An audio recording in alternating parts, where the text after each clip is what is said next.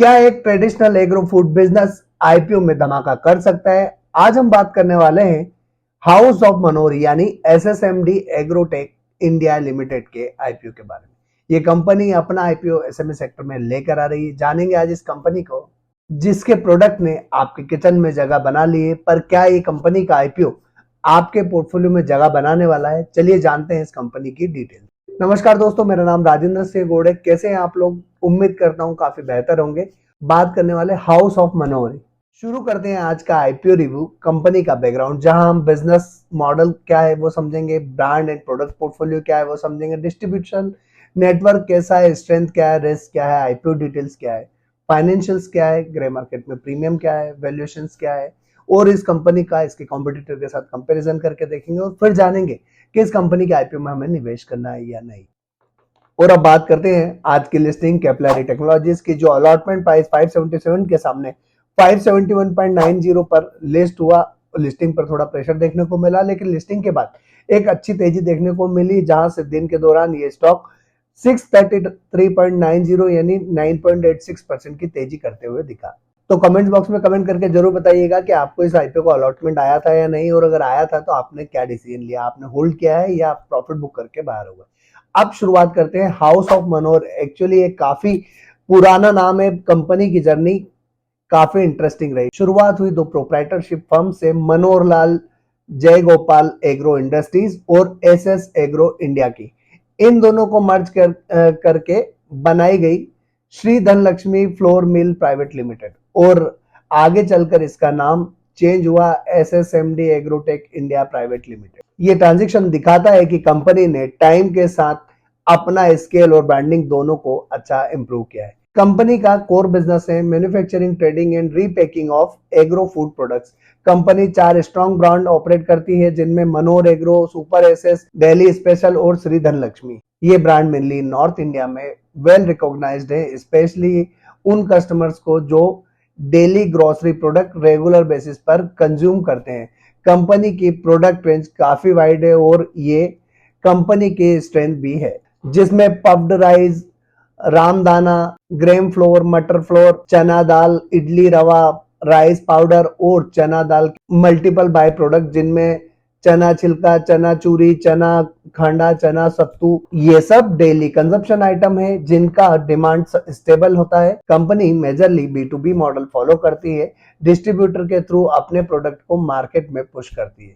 ये company Delhi, NCR, Haryana, Uttar Pradesh, Punjab और उत्तराखंड जैसे स्टेट्स में अपने प्रोडक्ट की सप्लाई करती है। यही कंपनी का फुटप्रिंट नॉर्थ इंडिया में काफी स्ट्रांग है।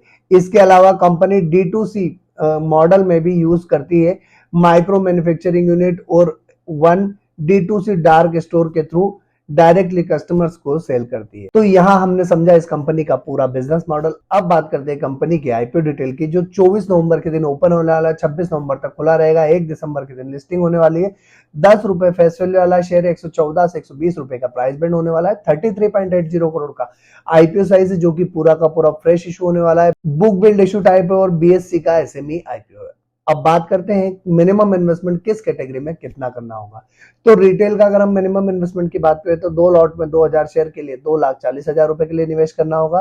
तो स्मॉल एचएनआई में मिनिमम इन्वेस्टमेंट 3 लॉट के लिए 3000 शेयर 3,60,000 रुपए के लिए, और बिग एचएनआई में मिनिमम इन्वेस्टमेंट 9 लॉट के लिए 9000 शेयर 10,80,000 रुपए के लिए अप्लाई करना होगा। अब बात करते हैं कंपनी के फाइनेंशियल्स की, जहां पर कंपनी ने अपने फाइनेंशियल्स मार्च 24 से लेकर सितंबर 25 तक के शो किए हैं।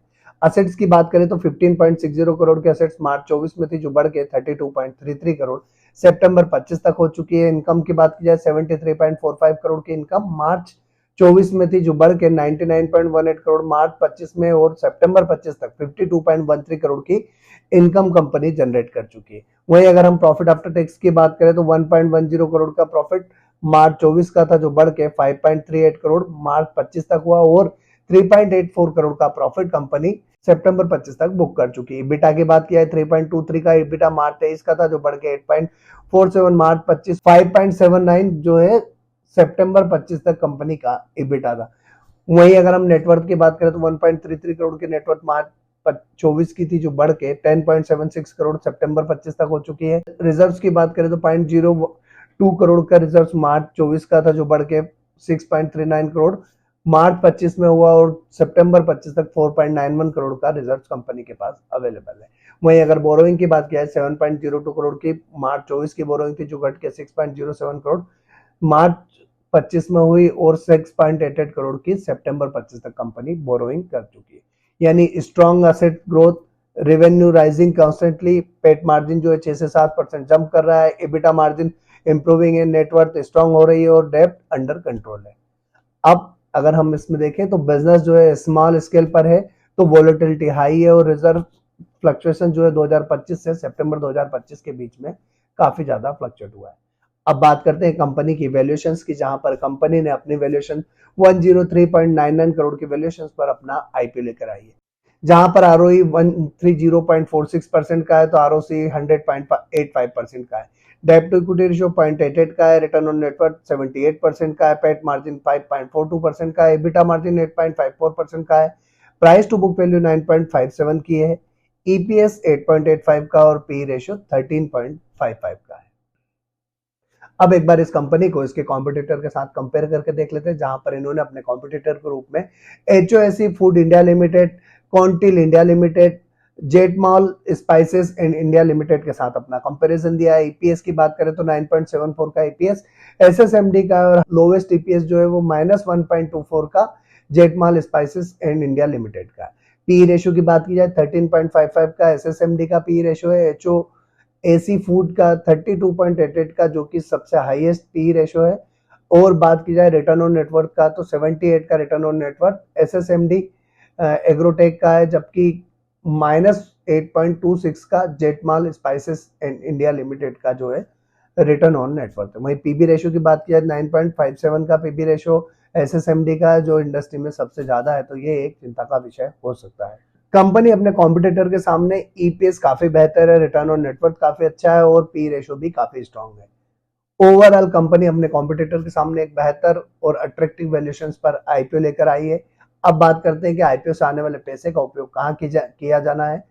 तो फंडिंग वर्किंग कैपिटल रिक्वायरमेंट के लिए 13.10 करोड़ का उपयोग करने वाले हैं, 6.83 करोड़ का रीपेमेंट करने वाले हैं, और capital expenditure toward incurring by the company for the setting of new D2C dark store factories में 2.04 करोड़ का उपयोग करने वाले हैं, और 97 लाख रुपीस का उपयोग मशीनरी परचेस करने के लिए करने वाले हैं एक नमकीन प्लांट के लिए, और रिमेनिंग अमाउंट जो है वो जनरल कॉर्पोरेट पर्पस के लिए उपयोग में आने वाला है। अब एक बार हम इस कंपनी की अगर स्ट्रेंथ और रिस्क की बात करें तो स्ट्रॉन्ग ब्रांड रिकॉल है इसका, जो है नॉर्थ इंडिया में daily use essential food product बनाती है, diversified product portfolio, in house manufacturing है जो कॉस्ट एडवांटेज देता है, डिस्ट्रीब्यूटर ड्राइव नेटवर्क है जो वाइड रेंज में है, और D2C presence future growth potential दिखाती है, यानी डिमांड कंसिस्टेंट है और बिजनेस साइक्लिकल नहीं लगता है। अब बात करते हैं रिस्क की और चैलेंजेस इस बिजनेस के साथ क्या हो सकता है। तो हाई कंपटीशन, लोकल और एस्टेब्लिश एफएमसीजी ब्रांड के साथ मार्जिन प्रेशर हमेशा रहेगा। एग्रो फूड सेक्टर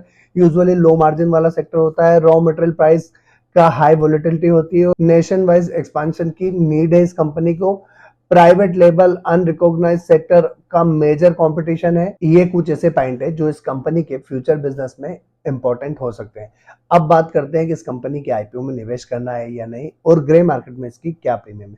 तो दोस्तों अगर अभी तक चैनल सब्सक्राइब नहीं किया तो जल्दी से चैनल सब्सक्राइब करके बेल आइकन प्रेस कर दीजिए। साथ ही साथ टेलीग्राम, इंस्टाग्राम और व्हाट्सएप चैनल का लिंक डिस्क्रिप्शन में दिया हुआ है, वहां से आप हमें फॉलो करके लेटेस्ट अपडेट प्राप्त कर सकते हैं। डीमेट अकाउंट का लिंक डिस्क्रिप्शन में दिया हुआ है, जहां से आप अपना डीमेट अकाउंट ओपन करके अपनी फाइनेंशियल जर्नी स्टार्ट कर सकते हैं। तो दोस्तों आप इस आईपीओ में क्या करने वाले हैं, कमेंट बॉक्स में कमेंट करके जरूर बताइएगा, और हमारे डिसीजन पे आप अपना डिसीजन ना लें। अपना डिसीजन सोच समझकर अपनी रिसर्च, अपने फाइनेंशियल एडवाइजर से और अपनी फाइनेंशियल कंडीशन देखने के बाद फिर डिसाइड कीजिएगा कि आपको इस आईपीओ में निवेश करना है या नहीं। आपका जो भी डिसीजन हो कमेंट बॉक्स में कमेंट करके जरूर बताइएगा। और दोस्तों अगर आपको वीडियो पसंद आया तो लाइक कीजिएगा, अपने दोस्तों के साथ शेयर कीजिएगा और कमेंट कीजिएगा। साथ ही साथ अगर अभी तक भी चैनल सब्सक्राइब नहीं किया तो जल्दी से चैनल सब्सक्राइब करके बेल आइकॉन प्रेस कर दीजिएगा। एक और वीडियो में हम एक और कंपनी का आईपीओ रिव्यू लेकर आपके साथ फिर हाजिर होंगे। आज के लिए इतना ही, अगले वीडियो में फिर मुलाकात होगी, तब तक के लिए जय हिंद।